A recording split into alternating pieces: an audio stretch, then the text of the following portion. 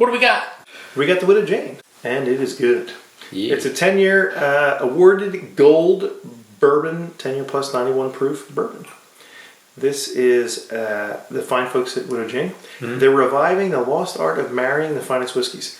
Widow Jane Bourbon, 10-year-old, is their signature bourbon, hand assembled in Brooklyn, using the richest and rarest straight bourbons, only ever in 5-barrel batches. By the way, you know how the Italians say Brooklyn? Brooklyn. Brooklyn. Only ever in 5-barrel batches. Non-chill filtered and proofed with our own mineral water from the legendary Rosendale Mines of NY. The Rosendale.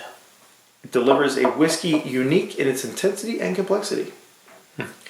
This has been awarded a gold outstanding in bourbon from Whiskeys of the World, double gold from the San Francisco Spirits, a gold from Tastings.com, a best in class from the World Whiskey Awards, gold in the World Whiskey Awards, and double gold in the Great American International Spirits Competition. So apparently, it's pretty good. It's won some stuff. It's pretty good. So we've actually sat on the patio at this, and I actually thought we had reviewed it. I recall liking it. Apparently we did not. It is 91 proof. Cheers. Cheers. No glug because it's obviously... No, we opened it. It's mostly gone. Initially, there was glug. A little bit of vapors. It's a little vapory. What's the ABV again? 91. So it's 45. Now, they don't make any of this, do they? Is it all like a blend? I think they source it all, right? Yeah, I think right? they source. Then they blend it. I think they source, and the magic is in their blending. Okay, that's what I thought. So they're not ordering it blended like some people. Right. They're actually ordering the barrels and then blending it themselves. And like 10-year, the youngest whiskey's 10 years, something might be older, and they blend it all in. So who knows what they're doing. And as far as mash bill goes, I do not know. Very pleasant on the nose. A little vapory, little toffee. Little spicy. Getting some kind of a little allspice and maybe a little what do you call it? Clove. Maybe. Clove. All right, I'm going. Now, look at how viscous it is. From what I remember, legs everywhere. I really like the mouthfeel on this. Oh, it's nice. Like it's got a little viscosity to it. Yeah. You know? It does. And it's like from the middle to the front, it's a little dry. Yeah. It's a little bit on the dry side. It's not overly sweet. But it's nice. It's got a nice, well-rounded flavor to it. It's a little bit drying, but I'm good with that. I like the way it works in this. You know, I don't know if it's like maybe it's the rye. No, I don't know. You know, do we know what goes into it? What grains or no? Do we know the mash bill? I don't know anything about it. Okay. So I find that the finish is a little bit short, but it's still respectable. Yeah. As you said, it's very drying.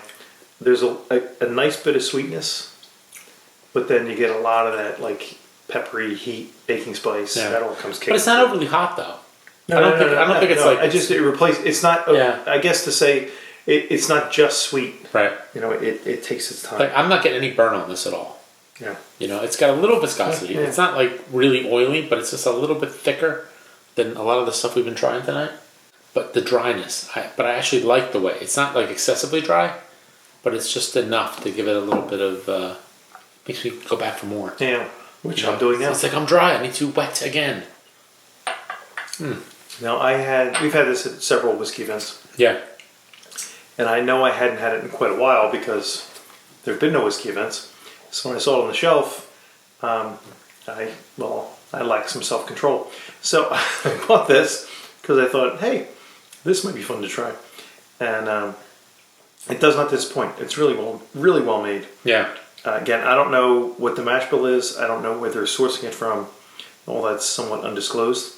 Unlike some other things, when talk about terroir and full disclosure, they keep it a little close to the vest. Yeah. But it's really well done. They really do a nice job of blending. And we met their master distiller and president, Lisa Roper-Wicker, at a couple events. Mm-hmm. She was at the American Whiskey Convention that they did at the University of Pennsylvania Museum.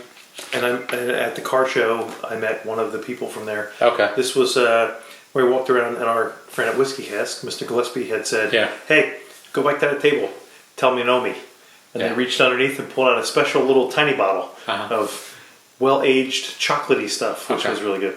Yeah. But they really make a good bit of stuff, and it's never disappointed. No, it's been good. Never disappointed. It's been very good. So I like this. It's very good. It's very drinkable. I like this enough that I went back out and I was bottle shopping again, and I found another Widow Jane, which is their rye.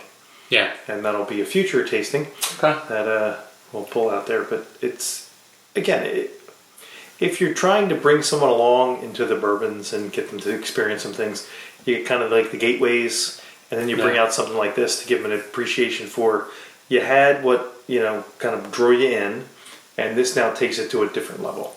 And to me, this is just an A. It's a really That's good. No, it's really good. good. It's really good. It's really good. I go like 90. Really good. 90, 91. Yeah. That's really good. Really enjoy it. So, sir, well, thank you for sharing. Sure. Cheers to the Widow Jane, folks. Keep making the good stuff, and yeah. Cheers.